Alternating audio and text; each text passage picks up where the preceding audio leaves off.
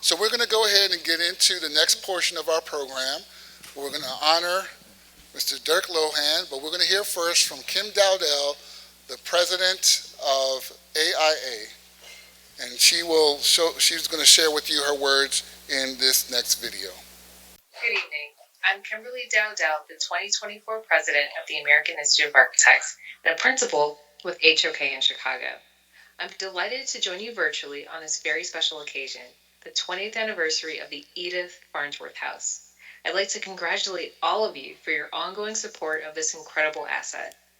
I'm proud that AIA contributed to the preservation of the house and land back in 2003, and that the Farnsworth House continues to be an important study site for architecture students across the country and around the globe to this day. Tonight, it is my great pleasure to present the inaugural Edith Farnsworth House Stewardship Award to none other than Mies van der Rohe's very own grandson, who is an accomplished architect in his own right, Mr. Dirk Lohan. Dirk has had a nearly lifelong relationship with the Farnsworth House since his grandfather sent him photos of the newly completed home back in 1951. When Dirk came to Chicago more than 60 years ago, he said one of the first buildings he wanted to see was the Farnsworth House. In 1968, he encouraged his friend and client, Peter Palumbo, to purchase the house, thus beginning Dirk's 56 years and counting of stewardship, including the last 6 years as a founding member of the Edith Farnsworth House Stewardship Council.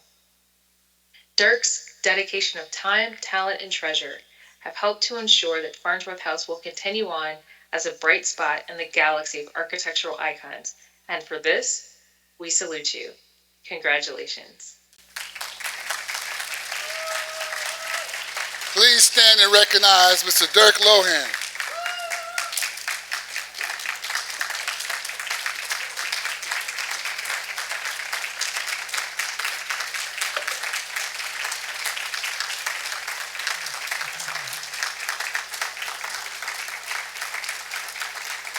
Now, this beautiful award is not just special because it has his handsome name on here. It's special because it's literally made from the Edith Farnsworth House. This is glass from the house. This is steel from the house. So, Mr. Lohan, please come up and receive your award, and we'll give your remarks. Hold on, please.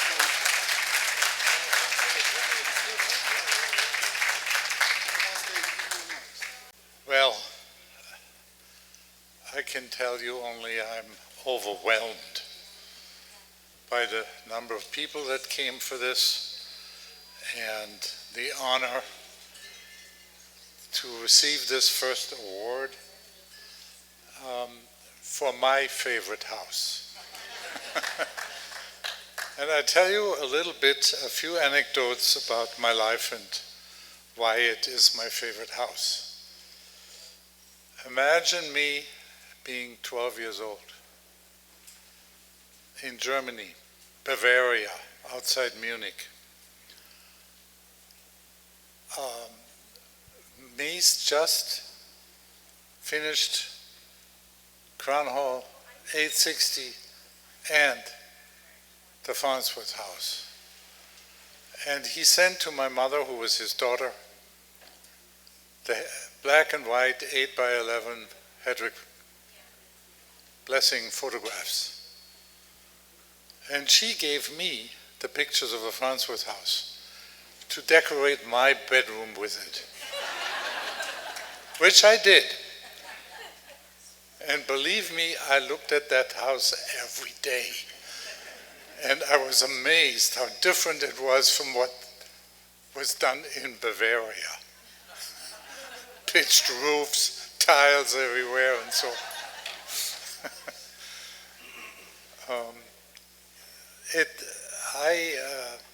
When I came to Chicago a few years later, when I was 19, in 1957, I enrolled here at this school. My desk was in that corner there, which was a hot corner. And I needed to go to see the Farnsworth House in person. And I took a friend along, and we drove out to Plano, Illinois.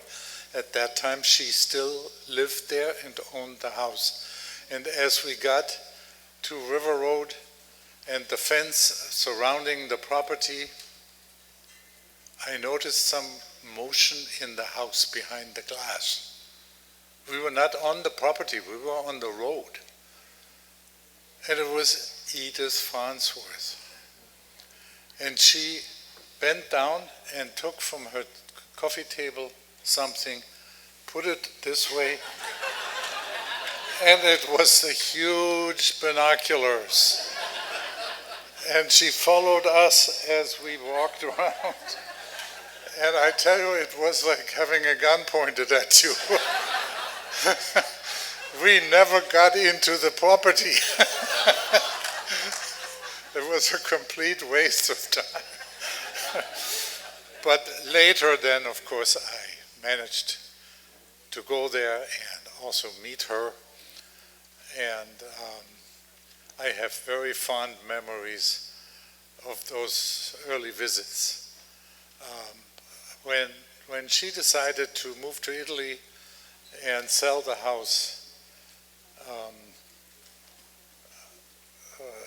it occurred to me that it was on the market for a while, and it didn't very easily sell. There were not many families that could imagine living there.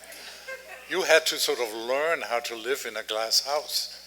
I mean, that house taught you lessons and demanded your behavioral changes from the traditional common way of moving around and getting up and eating and so on. But a good friend of mine at the time, I mean, it was Peter Palumbo, for whom we were doing a design in London, the Lloyds Bank headquarters on Mansion House Square, next to the mayor's residence, office house in the city. And one day he said, Dirk, what do you think Mies would say if I asked him to design me a vacation house in Scotland? I have a wonderful property there, an island. And I said, oh, that would be wonderful. But at his age, I'm not so sure this is so important in his life at this point, because he was just around 80, to do another house. But the best house he ever did is the Farnsworth House. He said, where is it? I said, well, let's turn. I was driving a car. We went out there that same day and looked at the house. And he ended up buying the house. And then he asked me to take care of it. So that's how my stewardship began. I designed some of the furniture for it, the bed, the desk, the table, and the boot box. The boot box was an invention that I contributed to it, and because when you walked on a rainy day from the parking area to the house, your shoes got all wet and muddy or whatever, and the boot box was a place where you could sit down, take your boots off, and put them in a box and not see them. And that boot box is still in the house today, behind the desk. So Peter and I spent many times there. I spent some time staying in the house. I bought his china and silverware and glassware for what's in the Farnsworth House. So it was a pleasure. And at one time, I forget when that was, there was a Japanese photographer, Futagawa, who published books about famous buildings. It's Farnsworth House. I know you have it in the bookstore. GA Detail, yeah. he asked me to help him put this book together with drawings, as well as write the text, which I did. And there's a comment in there how Mies explained his work and this particular house. And it's interesting. He said, if you're an architect, you can write wonderful prose and make interesting and good buildings. But if you're really good, you will become a poet. And the house is sheer poetry. I added to it, and that's in that book. And I was pleased to hear today that, I don't know, was it your idea or whose idea, combining poetry with this event? So my compliments on that, because that's to me what this house is, poetry. Now that I'm standing here, another anecdote comes to my mind that you will enjoy. Mies was, as you know, interested in sort of universal architecture, meaning that the functions of a building can be adjusted as time goes on or by different people. It doesn't have to be so totally tailored to a particular use. And Crown Hall is a great example of that. It's a flexible space. Architects' tables, clean or dirty, they work. When I was here as a freshman in '57, shortly after this building was opened, I think it opened in '55, there was a homecoming dance for IIT students. I had no idea. In Germany, we don't have things like this. So they invited all the nurses of the hospitals around here as the ladies for the dance. And I thought, well, I should go there too, and I invited Mies as my date. So he went with me, and we came in there, up the steps there, and the band was playing here, and there was Duke Ellington. Really, in '57. And Duke Ellington heard that the architect of the building was in the space, and he said he'd like to meet him. So Mies went up to him, and they chatted for a while. And when he came back, he said, Duke Ellington said, "This building is acoustically perfect for my music." He was so proud. So, anyway, I have taken care of this house and always cared for it, supported it when I could, and I am so glad to see that it is in good hands with Scott, the National Trust, and even the Illinois Preservation, what are you officially called? Landmarks Preservation, Illinois, and so on. It's great. Unfortunately, I always regret a little bit that it's such a struggle to get out there for the most people, and therefore the tourist flow or the visitor flow is relatively low-key rather than flooded. My office is in the Rockery building, and the Frank Lloyd Wright Foundation has an office there. And would you believe it, every day we have 24 people coming in there and looking at the Rockery building and wanting to go to the Frank Lloyd Wright thing. Again, let me conclude my remarks. I am greatly honored and appreciative for this honor, and good luck, and I'm sure there's some more speeches, and I'm looking forward to hearing them. Thank you.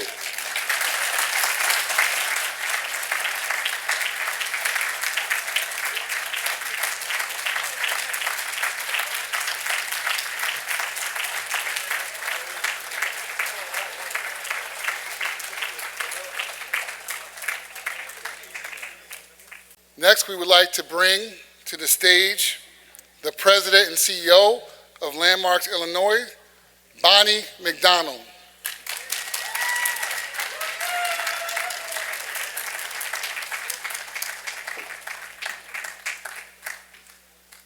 Well, good evening, everyone.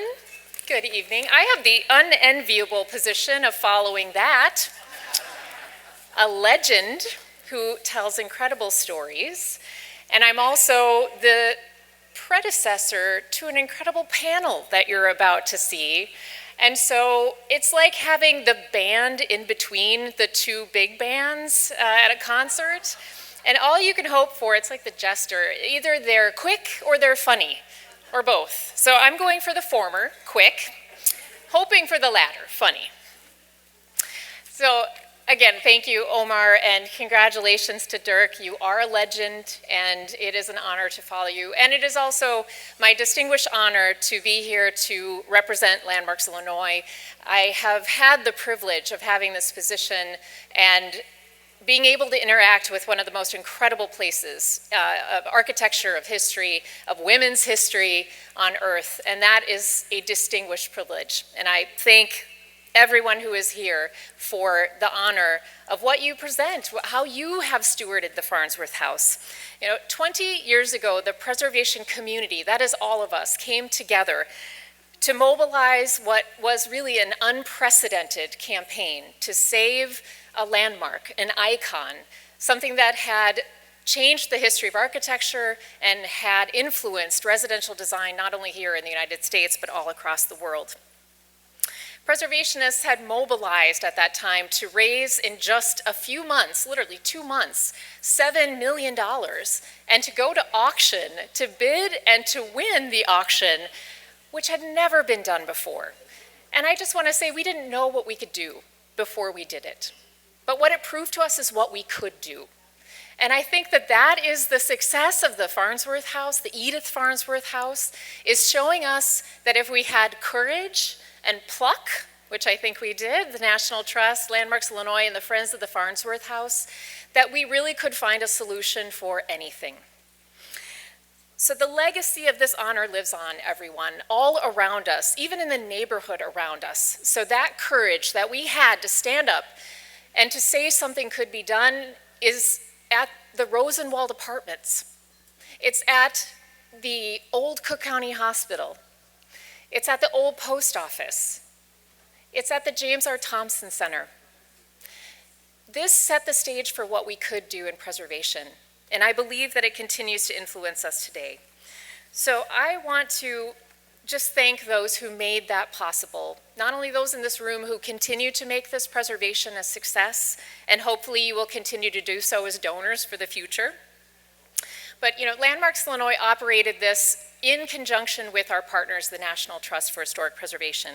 I would just like to truly recognize the staff at the Edith Farnsworth House, and especially Scott Mahaffey, for all the work he put into making tonight possible. Would you please honor him?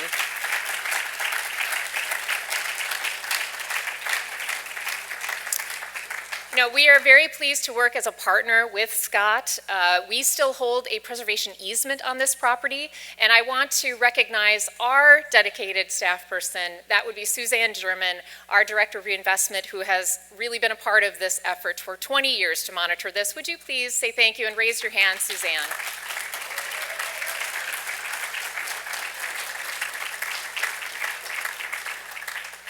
And everybody, this work really would truly be impossible without the support of a board of directors. So I want to take you back 20 years to imagine what it was like to present this idea to a board of directors to purchase a house at auction. And thank goodness Joanne Tunovich was there as the board chair for Landmarks Illinois, who said, yes, we can do this. So I would like to thank Joe and the board of directors, all of the staff, all of the donors from our organization, everybody from $10 to $1 million who made this possible. Would you please give them a round of applause?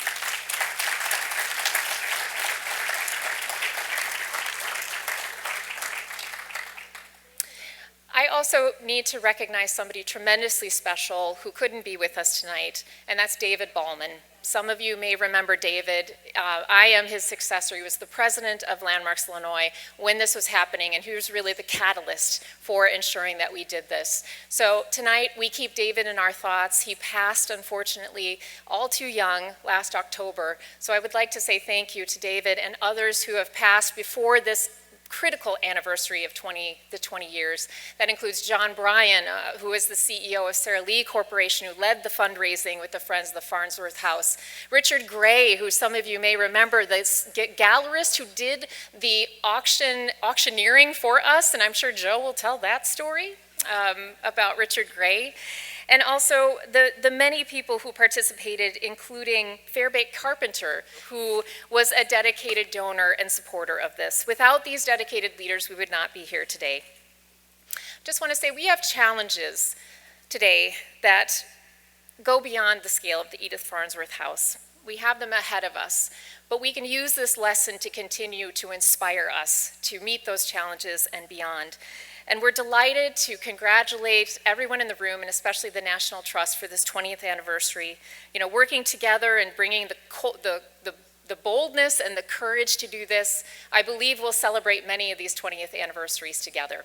So I would like to thank you and introduce you to our moderator as our panelists take the stage. Panelists, would you please come up as I am introducing our distinguished moderator, Michelangelo Sabatino. So panelists, come up for a moment.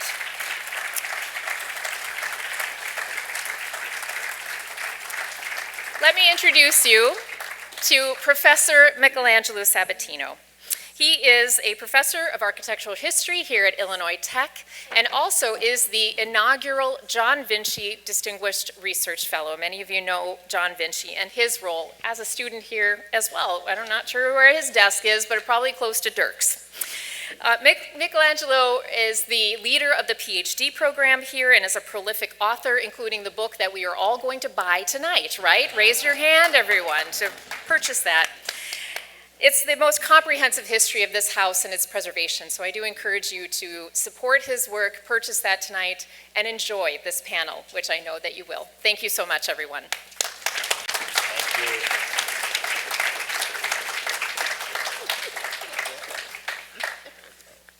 Good evening. Thank you, Bonnie, for your kind introduction, and thanks to all of you who have gathered here this evening in this beautiful one-room schoolhouse that we love so much. Before we proceed with our panel, I would just like to offer a very brief overview of our new book being presented here this evening for the first time. It is a collective effort supported financially by IAT's College of Architecture, along with the inaugural John Vinci Distinguished Research Fellowship, as well as the National Trust for Historic Preservation. This group photo on your left was taken at the ribbon cutting on May 15th, 2004, just over 20 years ago. It was held to celebrate the Edith Farnsworth House new joint ownership by Landmarks Illinois and the National Trust for Historic Preservation. The size of the audience gathered on a beautiful spring day really points to the collective enthusiasm for this landmark day in the history of the house as it opened to the public after the first 53 years in private ownership.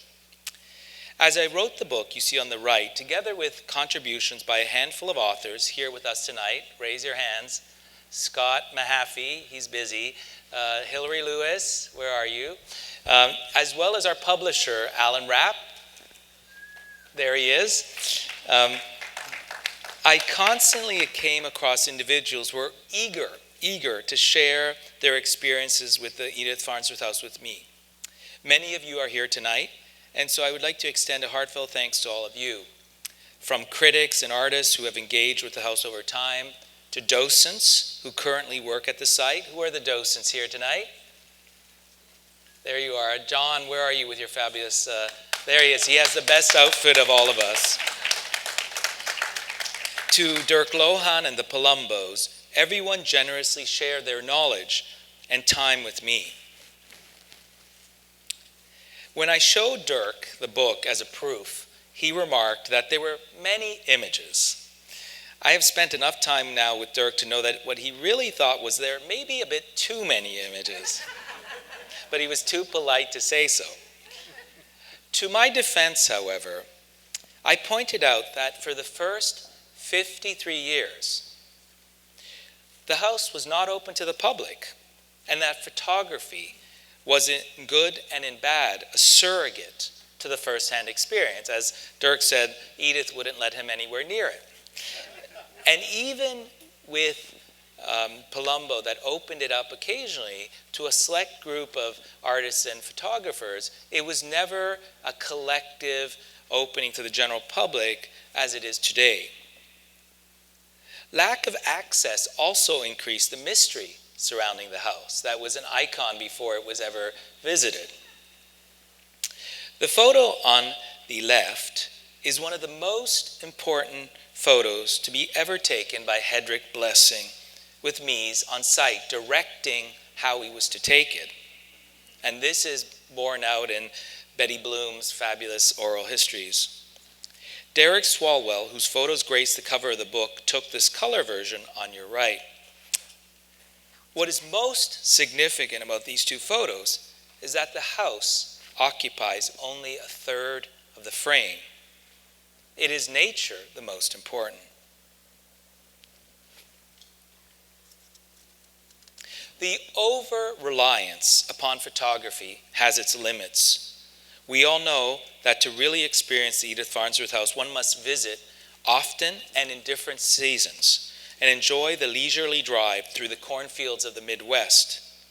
It is only by traversing this agricultural landscape, now sadly invaded by big box stores and warehouses, that one can really understand how radical a decision it was for Edith to commission a country house of this kind at the time she did. This beautiful aerial photo shows the 60-acre site. It is no coincidence that you can barely make out the house. Does anyone see it? Barely. I was very intentional in the book about showing many photos of the site and surrounding forest and agricultural land, because over time, some photographers, I hate to say it, New Yorkers, are there any New Yorkers in the crowd? Have focused excessively on the house, cropping out the land. They have objectified it.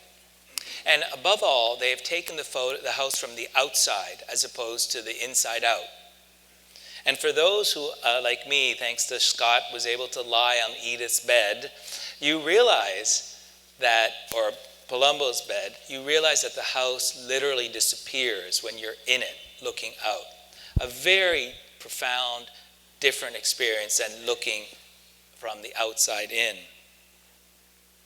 To understand the site in its entirety, one can understand the resources, hint, hint, philanthropy, it takes to manage the site. This is not just a house, but 60 acres, a very complex site. For the first time, you will read, for those of you who are kind enough to buy the book, read chapters 11, 12, and 13 of Edith's unpublished memoirs. Here you will finally get Edith's version of the story. I hope that once and for all this will put a stop to the gossip mill surrounding the nature of her relationship with Mies, which was strictly professional. Center and right, you will see the rather small size notebooks in which she hand wrote her memoirs. They are here in Chicago at the Newberry Library. The book features a couple pages of her notebooks, of her handwritten notebooks, because I really wanted to give the feel of her handwriting and her voice. Special thanks to my partner there, Sergio Ambrose, for his help transcribing the difficult handwriting. And believe me, it was agonizing to read Edith and then make any sense of it. The second life of the Edith Farnsworth House was occupied by the Palumbo era. You will find an interview in the book with Hyatt and Peter. First with Palumbo and then with his second wife, Hyatt Palumbo. The house was lovingly restored and displayed, open to a select group of people. The Palumbos deserve credit for preserving and stewarding the house for over 30 years before selling it at a very high price tag that made local fundraising a bit of a challenge and annoyed some others for the steepness of that price tag. But that's another story. And finally, we arrived to 2004, the moment in which Landmarks Illinois National Trust entered a few years after Palumbo restored the house after the cataclysmic flood of 1996, seen here on the left. While Landmarks Illinois gave up managing the site in 2010, they were key to the first years of transforming the house from a private residence to an open residence open to the public. Here to the right, we see Maurice Parrish on the far left. He was one of the former executive directors of the house and was supposed to participate on the panel tonight, but had to cancel for health reasons. To him and all the folks at Landmarks Illinois and National Trust for Historic Preservation who have worked to make the Edith Farnsworth House open to the public goes a heartfelt thanks. And now to our panelists.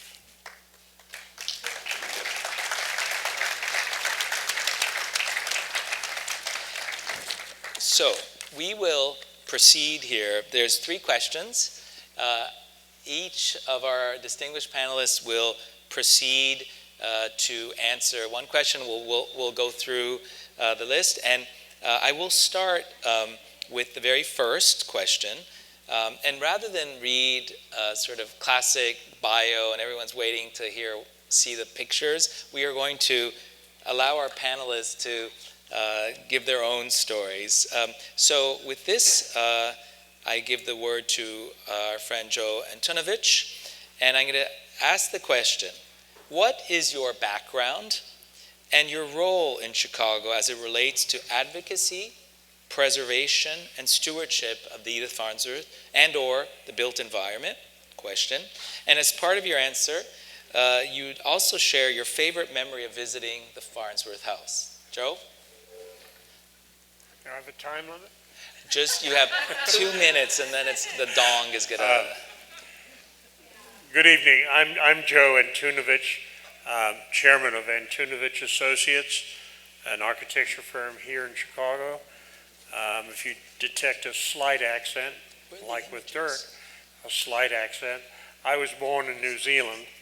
I came to the United States to go to university. I went to the University of Southern California, where I got my bachelor's and my master's degree.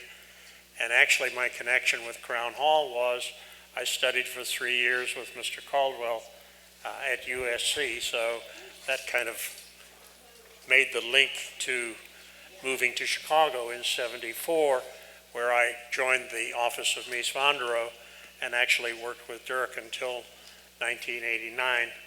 And we successfully completed a number of wonderful projects together. I also was lucky enough to sit in the office next to Dirk at this beautiful oak table, and little did I realize, but I realized quickly, that was Mies's dining room table. So the famous photograph of Mies with the scar and his hand on the table that was the table I sat with every morning as I came to work. And Dirk just told me that's now his dining room table at his house where he lives. I think the table's been around for 95 years, Dirk, some amazing number of years. 80 years, just beautiful. I went on, and we've become experts. Well, if you can become an expert in historic preservation, we've renovated with Gunny Haba. I saw Gunny here earlier, the Reliance building, and we have had a very successful relationship restoring the buildings in the Treehouse campus along Erie Street. And so really historic preservation has become a love of mine. I was introduced to Landmarks Illinois almost 30 years ago, and they caught me, and I happened to be chairman of the board during the time the Farnsworth House went up for sale. And I'm so proud to say that I went to the board meeting, stood up and said, I have an idea. We're going to save the Farnsworth House. I say we approve $1 million and donate that along with the National Trust. So we had our first $2 million. And then when the day of the auction, we needed another million. So John Bryan told us. And so we passed legislation in a small luncheon at the Museum of Modern Art, and we gave another $1 million. So the National Trust gave another $1 million. So these two preservation organizations came up with $4 million, which was fantastic. And Joe, you have these two images that you asked me to put into PowerPoint. You want to speak to those? Oh, I just wanted to, you asked what is your relationship with preservation here in Chicago. We're working architects, and so we work with older buildings and as part of our work. And I just wanted to illustrate that these are some of the buildings we've worked on.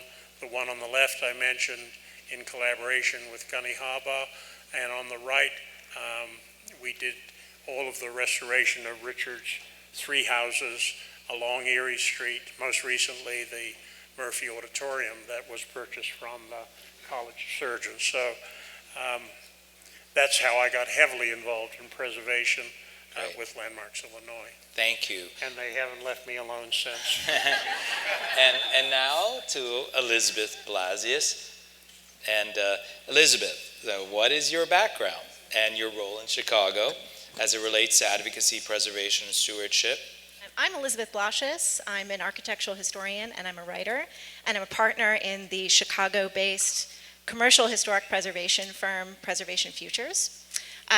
We sort of work on, we work with clients that are, we focus on places and narratives that are deserving and definitely desire the resources and the recognition of preservation, but maybe lie outside of preservation's typical purview. So we work on a lot of vernacular buildings, a lot of buildings with cultural history, and a lot of buildings of the recent past, the mid-century modernism, brutalism, and postmodernism.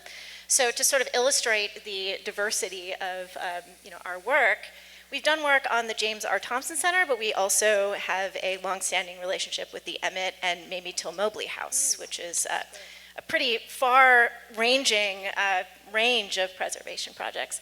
Joe, I have to say, my first actual job in preservation was bartending at the Atwood Cafe in the Hotel Burnham. So there you go. How did you like the design? I mean, everything had to connect with my personal life, with my professional life. So, of course, the design was perfect. Preservation Futures is a firm that we rely very heavily on how advocacy and preservation sort of leads the field.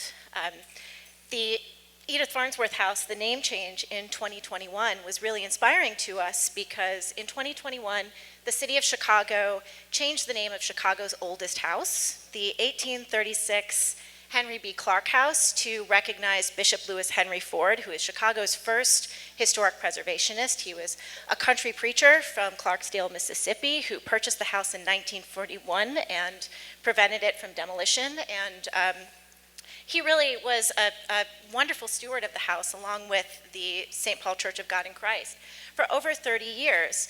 In 1977, the city of Chicago purchases the house and turns it into the Clark House Museum, a house that is a museum that sort of tells this story of antebellum Chicago, pioneer-era Chicago. And that museum completely left Bishop Ford's stewardship, that almost 40 years worth of stewardship, out of the narrative. So changing the name really sort of jump-started that process to really learn more about Bishop Ford, what the what early work in preservation of Chicago is. So the Edith Farnsworth House name change was really relevant to that work. When you add Edith's name to the Farnsworth House, the Dr. Edith Farnsworth House, you really kind of open up this opportunity to learn more about who Edith was. You kind of break this mold of heteronormativity, of gender sort of normativity in, who is a patron of architecture. Patrons of architecture are often men, and here's Edith Farnsworth doing this incredibly radical thing in 1946 through 1951. Gosh, what a long time to wait for a vacation house. Exactly. So she's waiting for this vacation house. She's this incredible patron of mid-century modern architecture, and the name really kind of puts her within that zeitgeist. And Elizabeth, there's one image that is there too, which is the only published image of Edith in her house during her lifetime by André Kertész. And so despite the hefty copyright fees associated with using that, we decided to, just in case you think that we make money writing books, we decided to put that on the very back cover. So that is the only photo of her published. Of course, there's images have circulated subsequently of personal photos, but that was the only official one. So, and now our third panelist, Crystal Moten. Good evening, everyone. I'm so pleased to be here with all of you all. My name is Crystal Moten. I am a public historian, curator, and author whose primary research interests include understanding the hidden histories of African Americans in the Midwest. And so my research focus to date has focused on African Americans who live in urban places. And so I've recently written a book called Continually Working that explores the economic justice-related activism of Black working women in post-war Milwaukee. However, I should have started with the most important point, and that is I am a Chicagoan through and through, born and raised on the South Side, and this is how I know there are incredible stories and hidden histories of African Americans that are still yet to be told. So that's a little bit about me, but one other thing I'd like to also share is I'm currently the inaugural curator of collections and exhibitions at the Obama Presidential Center Museum. Thank you. Thank you. Bravo. Thank you. I'm very delighted to be back home in my hometown after having not lived in the city for 20 years. And so coming back to work at the Obama Presidential Center Museum is a homecoming for me, where I am able to connect my personal life, my professional life, and my deep and abiding interest in preservation and heritage and also public history. When I think about the Edith Farnsworth House, I approach my thoughts and my perspective from the vantage point of being a social historian, of really understanding the historical context in which Edith Farnsworth, Dr. Edith Farnsworth, lived and worked. When I was first thinking about the Farnsworth House and specifically its location, I was just struck and amazed that a woman in mid-century United States could have the gall to say, I want a country home where I can go and vacation after I do my work as a medical doctor. That's amazing, right? We sit here and we say this is 2024 and there's so many possibilities, but think back, and as a historian I often think back to the obstacles and the obstructions that stood in Dr. Farnsworth's way that made that difficult, and imagine her plowing through all of those, right? And so I think about all of that. But again, back to my story with the Obama Presidential Center Museum, which I think you might see the aerial shot. When I think also about my first experience of the Farnsworth House, it's driving through those cornfields, understanding the landscape that you have to cross, the journey that you have to experience in order to then see the Farnsworth House that is revealed in nature. But first you must appreciate that nature, and you must acknowledge the history and the people who were on that land before. And so that's what I think about when I think about the Farnsworth House. When I think about my connection to preservation in Chicago, it's the people, it's the land, and thinking about how together we can learn from that and also preserve our history while also thinking forward about our future. Thank you, Crystal.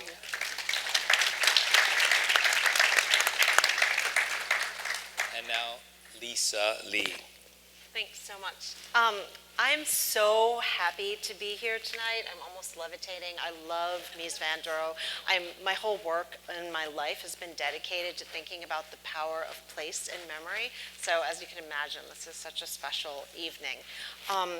I love house museums, and so ever since I came to Chicago, I've been working with house museums, and maybe some of you know that there's more house museums in the United States than McDonald's, Burger King's, and Taco Bell's combined, right? But only 0.1% of them actually tell the story of people of color, of women, of working people. Most of the historic houses in the United States are dedicated to telling the story of the great architects or the white men who lived in these homes. Now, we live in the great city of Chicago, which is the home of Second City and improvisation, and you all know the phrase of improvisation, which is yes and, right? And so I worked at the Jane Addams Hull House Museum, amazing small historic house that told the story of America's first woman to win the Nobel Peace Prize. But it was also a yes and space, because it was also a space that Mary Kaiser, the housekeeper, lived and worked in. It was also the house where Florence Kelley and Julia Alto, all of these amazing resident activists also worked, and also the tens of thousands of immigrants who came through Hull House's doors every single day. And so the mission that I felt I was called to was to have a call to our nation to have a much more inclusive foundation for the stories that we tell, that we preserve, and that we circulate, and the curiosity that anybody who comes in the doors might ask, right? Which is when we had a project with the Domestic Workers Union and they said to me, who cleaned this house? And it raised a whole set of different kinds of questions. Currently, my job is as the executive director of the National Public Housing Museum, another historic house museum on the near west side of Chicago. And I'm so proud to be committed to telling the stories of the many families who lived in the Jane Addams homes, but also the stories of the groundskeepers who actually cleaned these houses. Edgar Miller, who created the built environment, beautiful statues that are in the courtyard. John Hollibird, the architect who committed himself to building public housing at that time. And so there's just so many different stories that we can tell through our work, and that's why I feel so called to preservation. There's a beautiful quote by John Berger, which is, "Never again will a single story be told as if it's the only one." And I really feel like that's the mission for preservationists today. Great. Thank you, Lisa. So,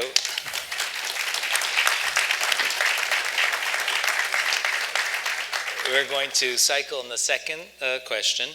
So, and to Joe, so how might resources be invested that help the Edith Farnsworth House create revenue-generating opportunities that are National Trust for Historic Preservation mission-aligned of telling, and for those of you who visited the National Trust website, you'll know this motto, telling the full American story. So, Joe? Well, thank you. I believe that there's 10 or 12 modern houses that have been built around the world that have elevated themselves to a work of art status. And we're very lucky in America that the majority of those homes are here by modern architects, designed by world-renowned architects. These are buildings that we must protect, we must continue to be stewards of, no matter what.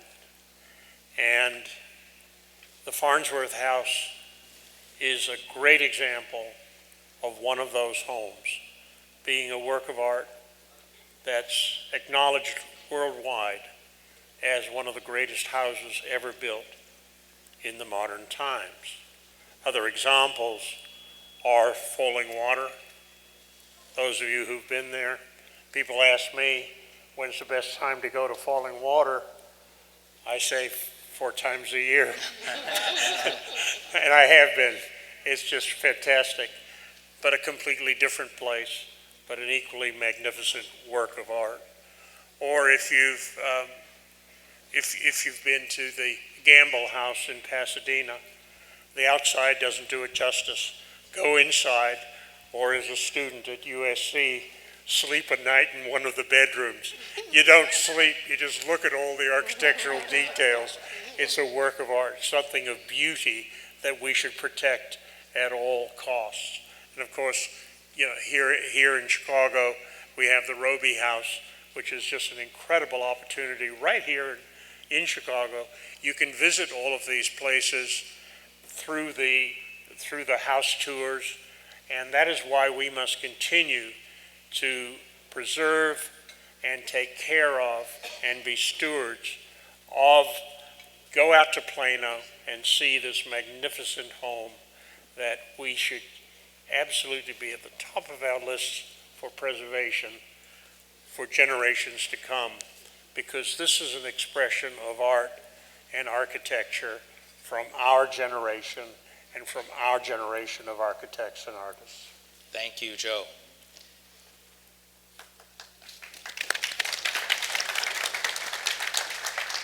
Elizabeth?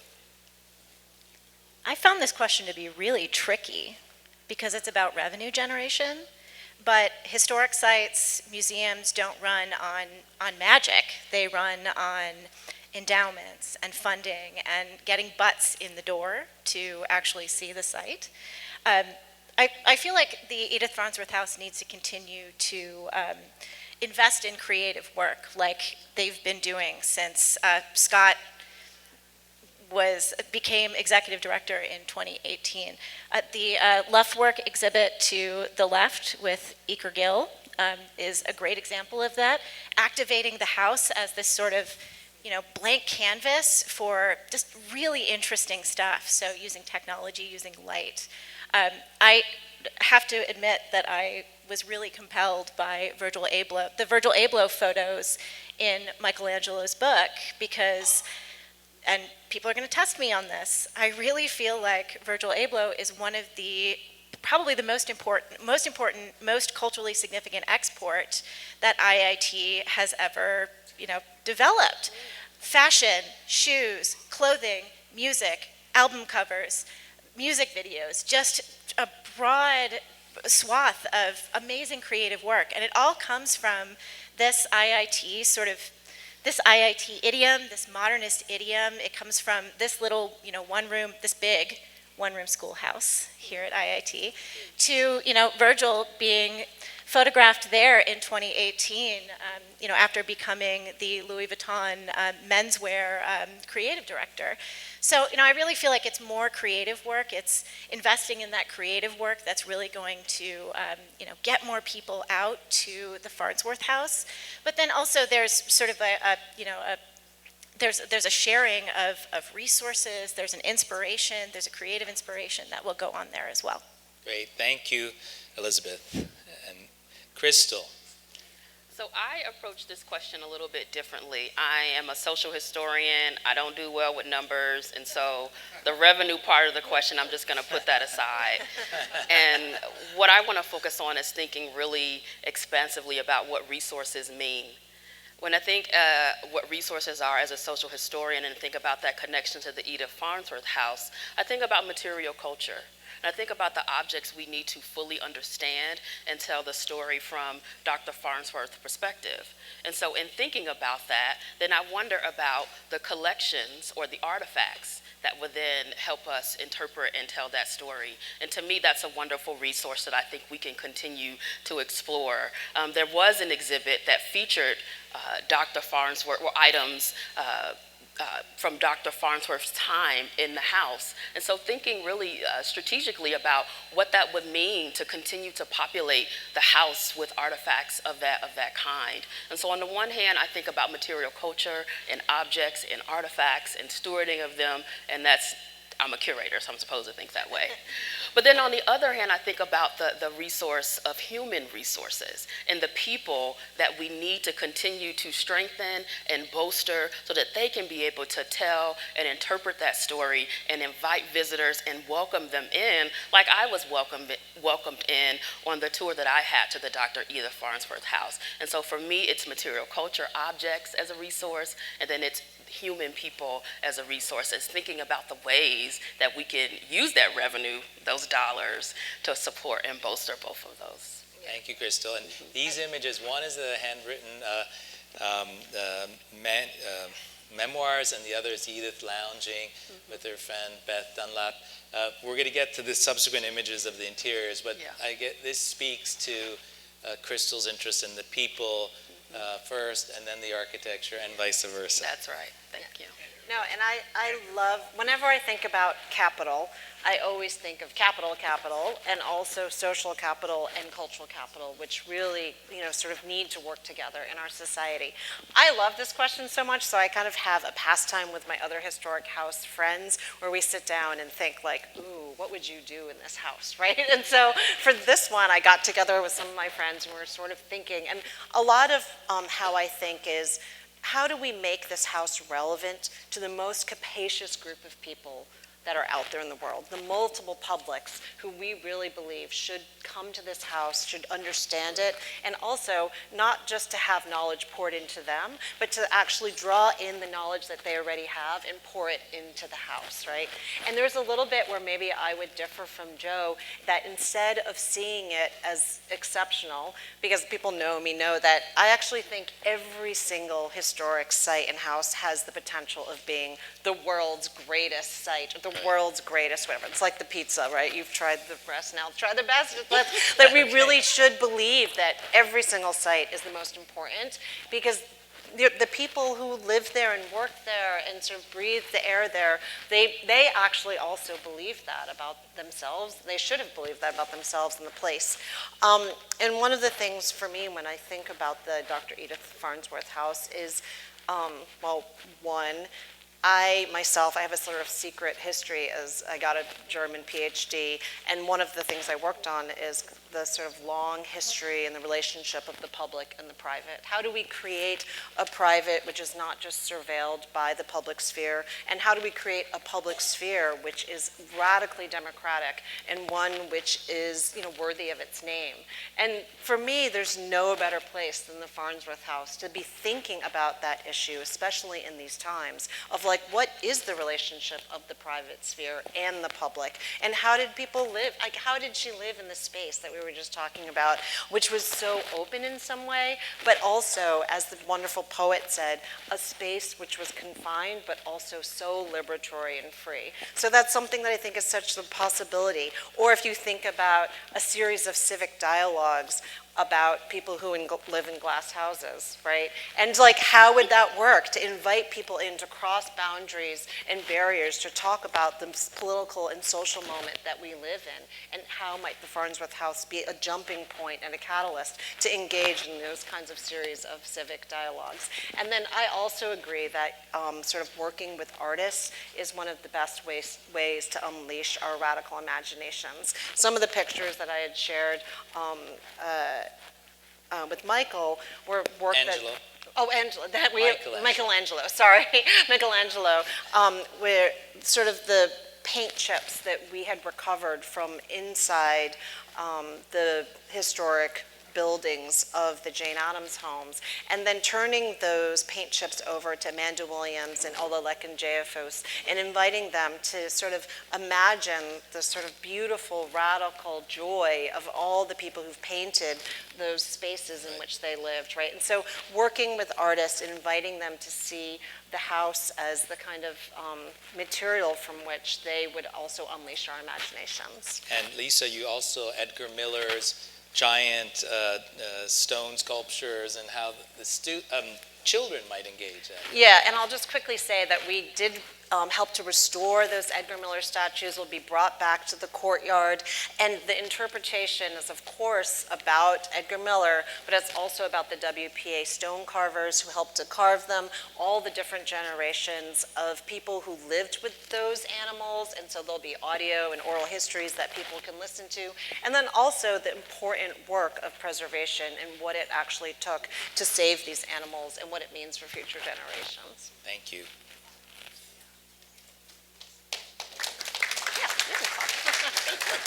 So we are on our last set of questions, and I thank you for your patience, but I think we're We're good. So, Joe, mindful of time, I know you have lots of stories to tell us. In your opinion, how has presenting and interpreting the Edith Farnsworth House and modern architecture in general changed over the last 20 years? And what might be new opportunities for the future, given that we're envisioning Farnsworth living well into the future? And so what might they be? Well, I think you mentioned the different phases, really, that the building has gone through. The first 20 years with Ms. Farnsworth, and then the time that Peter Palumbo operated the house, and he, with Dirk's left hand, brought it back to how Mies perhaps really wanted the building to look. And I think that then the next 20 years has shown us a progression that's really wonderful. The acknowledgement that the client is just as important as the architect, and especially here where the client is a distinguished doctor, a female, living 2 hours out of Chicago. When you think it's really revolutionary.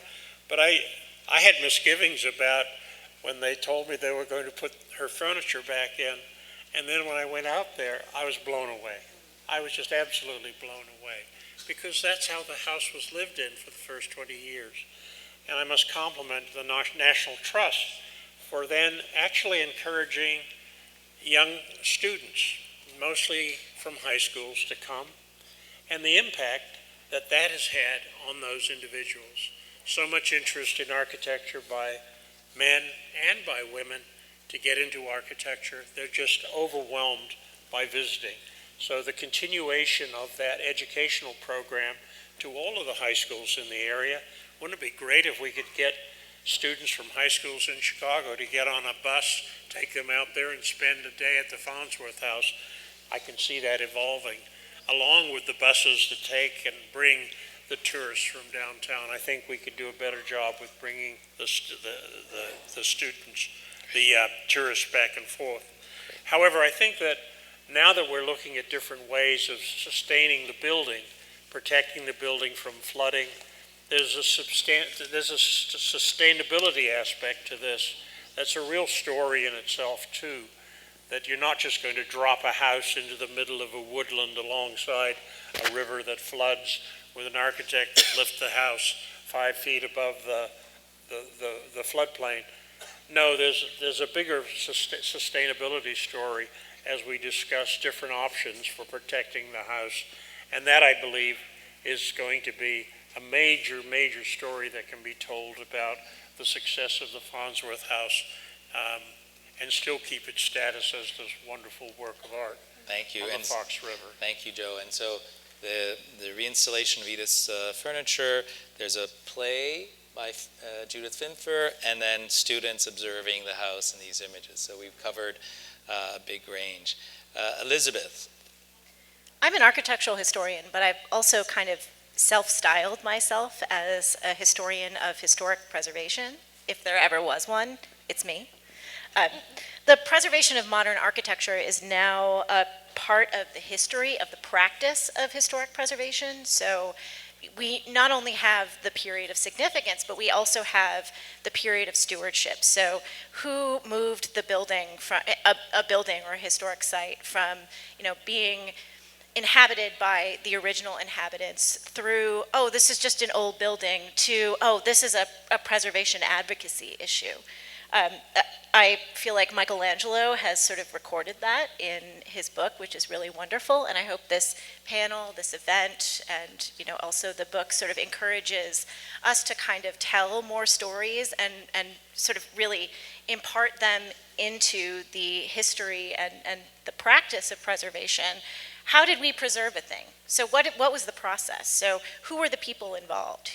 That I feel like is really important, and I really hope that this effort and the book and all of this sort of encourages more discussion on that. Thank you, Elizabeth. So we have Elizabeth Ernst photograph of late 80s when she went out to photograph Peter Palumbo. I think this is the best portrait of house and owner. And then to the right, of course, beautiful photo of David Ballman pulling up his sleeves, or he had short sleeves, he didn't have to pull them up, going to showing like preservation in action. And I will, a special call out to Jim Peters, who used this photo in the obit, and I saw it like 3 days before we were going to press, and I begged the graphic designer to put it in. So this was a beautiful shot and worthy, I think, of the history of the Farnsworth. Crystal, now I threw in the pictures that you wanted here with the non-conforming furniture. Yeah, I asked to include those photos because as I was thinking about the possibilities of interpreting the Edith Farnsworth House and thinking about some of the changes in both architectural history but also social history over these last 20 years, I think about the language and the understanding that we now have as it relates to gender and sexuality and what that will allow us to ask of the archive. And so when I think then, Michelangelo, of your inclusion of the memoirs, right, in the book, and then also our ability to access Dr. Farnsworth's memoirs at the Newberry Library, I then think, what are the possibilities for the questions that we might ask, and what might some of those answers be, given what we're able to understand about gender and sexuality. And so we know that when Dr. Farnsworth was living in the mid-century United States, there were understandings and words that were not spoken about who one could be fully in this society. There were understandings around what homosocial relationships might be and the possibilities of those, and yet we know that people still engaged in those. And so now we have the relationship to more expansively understand gender and sexuality. And so how might that help us understand some of what we're seeing in the archive, some of what we're seeing in terms of what's happening in the house? And so I wanted to explore the photos that you see on the screen to help us begin to really think about some of these questions that we were unable to pose, but then also think about what our answers might be. And I think this also connects to our ability to engage and invite all people from all backgrounds to the Dr. Edith Farnsworth House. And if we can think expansively and intersectionally about our identities and how to live in those in the fullness of our identities, I think that will help us get to the next 20 years of the Dr. Edith Farnsworth House. Hear, hear. Love that. Thank you. And Lisa, you have your closing images. Oh, yeah. Those maybe are a little bit silly images, but in the National Public Housing Museum, we'll have something called the Rec Room, which is curated by DJ Spinderella from Salt and Pepper.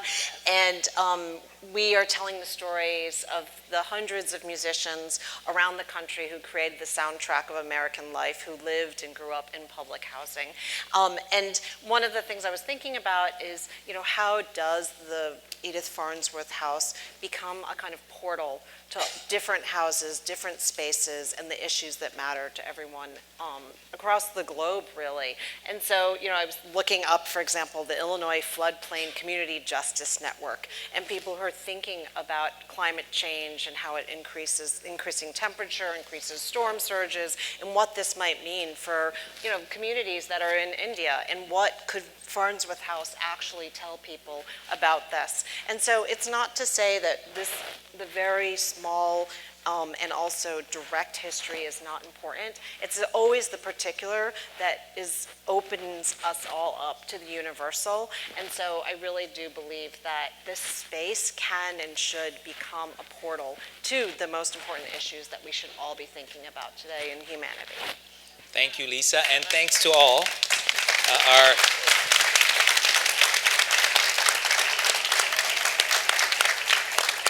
And as I invite you to exit off the podium, I invite my friend and distinguished executive director to provide the closing remarks. All right, terrific.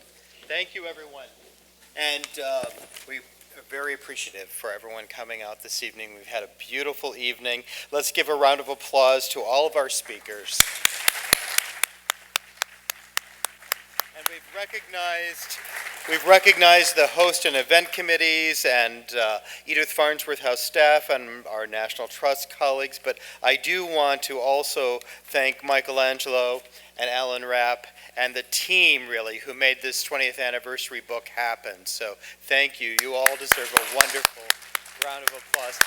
And if you don't have the book yet, Michelangelo is going to be signing copies right here behind the wall. So, and you can buy them at the gift shop at Farnsworth. So if you haven't been in a while, please come and you can purchase it and enjoy a tour. Also, we can buy it on our Shopify site and have it mailed to you directly anywhere in the world. So most of you are well acquainted with our history, so I just want to end this evening with a few words about our future. And this is a quick study diagram of our visitor center expansion. Those of you who know the history of the visitor center at Farnsworth know that Peter Palumbo built it quickly as a pole barn in 1996 to be a temporary building because Zaha Hadid was going to design our visitor center. Unfortunately, it didn't happen. Maybe a good thing in retrospect, more people would come to see the visitor center than the house. But we are desperately in need of more space, and especially exhibition and programming space. So we're working diligently on how we can do this. We have done a lot of programming, as was mentioned, in the past 5 years, and we do it indoor, we do it outdoor, wherever we can have the shelter of a roof in case a rainstorm comes along. So we definitely need more programming space. The Trust, as you might or might not know, has invested over $2.5 million in Farnsworth over the past 4 years. So first, completely restoring the lower terrace of the house. And if you haven't seen it since it's completed, I really encourage you to come. It was a disaster before and a safety hazard, and now it's absolutely beautiful. And then just recently replacing 8 of the original non-tempered glass windows in the house. There are only 2 left. Thankfully, they have safety film on them. But this was quite a project. Also replacing the roof, repairing the ceiling. So a lot of work has happened over the past 4 years, and your support has made that possible. Those of you who give to Farnsworth, this is what your money's going to. Not only our fabulous programming and exhibitions, but actually restoring the house and the site. I wanted to mention briefly that we're also working on the landscape. Some of you know these fabulous old photographs of the landscape as it looked in the Farnsworth era, and it was very naturalistic. Misa's good colleague, Alfred Caldwell, who worked with Jens Jensen, worked on the landscape in the early years. And it was, I always joke that it was like one of Misa's, Lakeshore Drive units just flown by helicopter out and dropped into the prairie.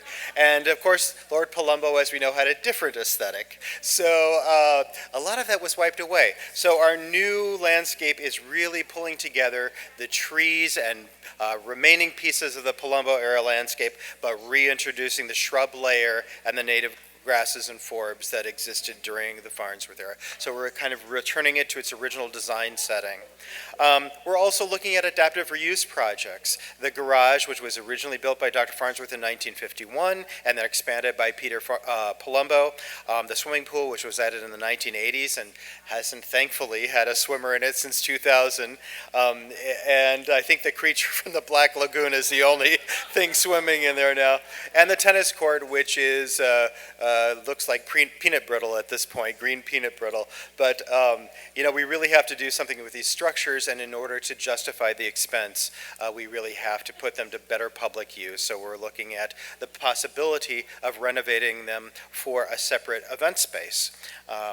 And then, of course, those of you who have participated in our planning workshops over the past 4 years or completed visitor surveys, and there will be more, thank you, thank you, thank you. Our earned revenue models, just like our visitation models, require diversity. We need lots of different revenue streams, so thank you, thank you. There's a QR code in your program. I encourage all of you to use it. So that's really all I have to say. Thank you so much, and good night.